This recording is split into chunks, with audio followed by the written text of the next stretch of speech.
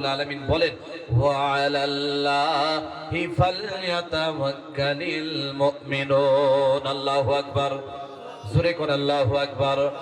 আল্লাহ রাব্বুল আলামিন এই জায়গার মধ্যে বলেন, আল্লাহ রাব্বুল আলামিন বলতেছে আমার বান্দাগুলা আমি আল্লাহর উপরে ভরসা রাখে।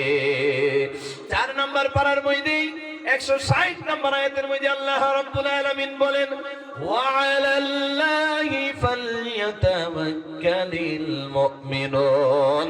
আমার মুমিন বান্দারা আমি আল্লাহর উপরে ভরসা রাখে। 10 নম্বর পারার মধ্যে সূরা তাওবার মধ্যে এই কথা আল্লাহ বলে ওয়া আলাল্লাহি ফালইয়াতাওয়াক্কালিল মুমিনুন। 11 নম্বর পারার মধ্যে এই কথা।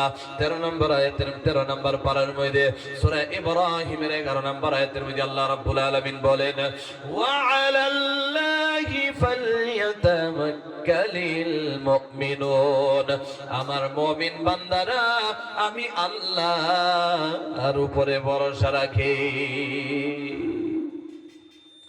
26 নম্বর পারার মধ্যে কি কথা ওয়া আলাল্লাহি ফালইয়াতাওয়াক্কালিল মুমিনুন। আমার মুমিন বান্দারা আমি আল্লাহর উপরে ভরসা রাখে। যদি কেউ ভরসা রাখতে পারে রে, এই যে যদি ভরসা রেখে আসলেন এই বৈঠকটা যেন আমার আল্লাহর উপর ভরসা করলাম, আল্লাহ যেন নাজাতের ফয়সালা দিয়ে দেয়। আমার আল্লাহ এটা অ্যাডভান্স বলে দিয়েছে ওয়া মাইয়াতাওয়াক্কাল আলাল্লাহি ফাহুয়া হাসবুহু। আল্লাহু আকবার।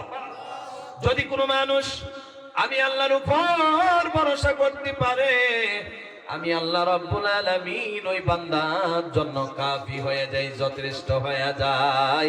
চিৎকার দিয়া বলেন সুবহানাল্লাহ। তাহলে মুমিন হওয়ার দরকার আছে না নাই? জোরে কোন আওয়াজ দিয়া বলেন আছে না নাই? এ ভাই কেউ উঠবেন না, দোয়া করে দিতেছি আপনাদেরকে নিয়া। মুমিনের একটা ফজিলত শুনেন মাত্র, জোরে কোন কয়টা? আওয়াজ দিয়ে বলেন কয়টা? একটা ফজিলত শুনেন, আল্লাহ রাব্বুল আলামিন বলে দিয়েছে, আল্লাহ রাসূল বলে মুমিনের এত দাম। এ ভাই এই অঞ্চলের মধ্যে যদি একজন মুমিন বের হয়ে যায়, এই মুমিনটা চিরস্থায়ী থাকবে না, মারা যাবে। জোরে কোন আওয়াজ দিয়ে কোন মরবে কি মরবে না? মারা যাবে। মারা যাওয়ার পর কাউকে উপরে রাখা হয় না, না দাফন করা হয়? জোরে কোন দাফন করা হয় কি হয় না? দাফন করে দেওয়া হবে। আমার আল্লাহ মুমিনরে পছন্দ করে, আল্লাহুম্মা আমিন। মুমিনরে পছন্দ করে আল্লাহ বলেন, আমার নবী জানায়া দিতেছে একটা মুমিন যদি মারা যায়, কোন এলাকাবাসী ভালো করে শোনো, একটা মুমিনের এত ফায়দা, কবরে শোয়াইতে দেরি, আমার আল্লাহ তুই মুমিনরে মাফ করে দিবে, জান্নাতে দিয়ে দিবে। আল্লাহ রাব্বুল আলামিনের বন্ধু বলে এই মুমিনটা মারা যাওয়ার পর, কবরে শুয়ে যাওয়ার পর, ডান দিক দিয়া 10টা কবরের আযাব, বাম দিক দিয়া 10টা কবরের আযাব, সামনে দিয়া 10টা কবরের আযাব, পিছন দিক দিয়া পায়ের দিক দিয়া 10টা কবরের আযাব। এই 40টা কবর জাহান্নামের ফয়সালা হয়ে গেল। কিন্তু এলাকাবাসীর মধ্যে একজন মুমিন থাকার কারণে আল্লাহ রাব্বুল আলামিন এই মুমিনের মহব্বতে, এই মুমিনের সঙ্গে গিফট হিসাবে, ইনাম হিসাবে, তোহফা হিসাবে ডান দিক দিয়ে 10, বাম দিক দিয়ে 10, মাথার দিক দিয়ে 10, পায়ের দিক দিয়ে 10, 10 10 কইরা জাহান্নামী 40টা কবরের আযাব মাফ কইরা দেয়। চিৎকার দিয়া বলেন সুবহানাল্লাহ।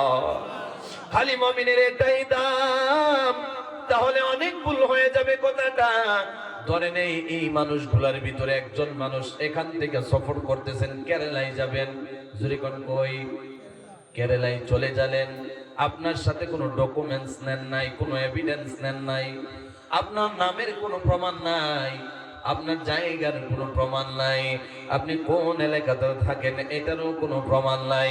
কেরালাতে গিয়া হায়াত শেষ হয়ে গেল, কেউ আপনাকে চিনতে পারলো না, কেউ আপনাকে পরিচিত করতে পারলো না মানুষটা কোন জায়গার। শেষ পর্যায়ে একটাই পরিচয় হলো, এই মানুষটা নাকি মুসলমান।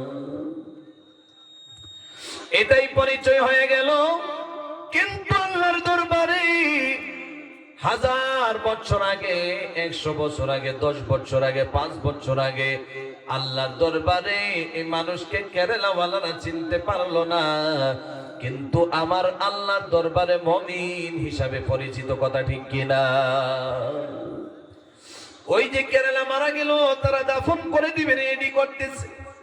মাইয়িতকে গোসল করানো হয়ে গেল, কবর খন্দন করা আরম্ভ হয়ে গেল, কফনের কাপড় কাটা শেষ হয়ে গেল, কফনের কাপড়ের মধ্যে প্যাকেট করা শেষ হয়ে গেল। আল্লাহ রাব্বুল আলামিন বলে, আমার এই মুমিন বান্দা বাড়ির মধ্যে যদি মারা যাইতো, সন্তানে হাও হাও করে কাঁদতো, বিবি কাঁদতো, বাবা কাঁদতো, মা কাঁদতো, দাদা কাঁদতো, দাদি কাঁদতো, নানার বাড়িতে শুই না নানাও কাঁদতো, নানিও কাঁদতো। কিন্তু ফেরেশতারা রে, আমার আরশে আজিমের মধ্যে তোমরা দাঁড়ায় আছো। আমি চাই না আমার বান্দা মারা যাওয়ার পর আত্মীয়রা কান্ত, কিন্তু এখন তো তার আত্মীয় পাশে নাই। আমি তার মোহাব্বতে তোমরা ফেরেশতারে বলতেছি, আমার এই মুমিন বান্দার কারণে আরশে আজিমের মধ্যে যত ফেরেশতা আছো, এই বান্দার জন্য গুনগুন করে কাঁদতে আরম্ভ করে দে।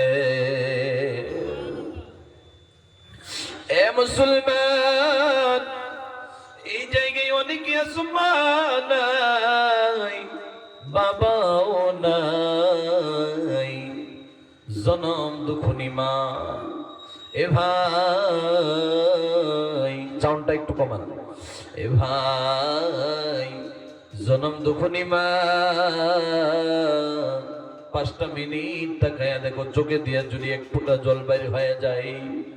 আমার নবী বলে, এই যে হসপিটালের মধ্যে মানুষ যায় কি যায় না বলেন? হসপিটালের মধ্যে মানুষ চলে যায়, চলে যাওয়ার পর পেশাবের পরীক্ষা হয় কি হয় না? জোরে কম। সাউন্ড বেশি কমাইছেন, তারপরে ওই আওয়াজটা বন্ধ হয়েছে না। আওয়াজ বন্ধ করেন, সাউন্ড দিয়ে দেন, আপনি পারবেন না। এ মুসলমান, ওই যে হসপিটালের মধ্যে ব্লাড টেস্ট হয় কি হয় না? জোরে কম। লাশ একটা কথা বোঝায়, আমি বয়ান ছেড়ে দিতেছি, হয় কি হয় না বলেন? পেশাব পরীক্ষা হয়ে যায়, ব্লাডের পরীক্ষা হয়ে যায়, কিন্তু মুসলমান চোখে দিয়া এক ফোঁটা জল বাইর করে দাও, আপনার ইমানের পরীক্ষা হয়ে যাবে।